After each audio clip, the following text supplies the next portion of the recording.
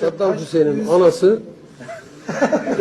anası benim anamın teyzesi olur.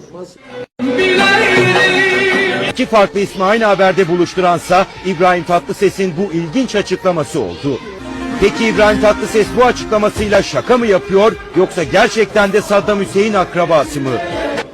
Bir şey anlatıyorsam doğrudur yani. Saddam'a sormuşlar. Demişler ki Türkiye'de en çok ne o zaman bilmiyorum yalandır gerçektir bilmiyorum ama duyduklarımı söylüyorum sadece. Demiş ki İstanbul'u merak ediyorum.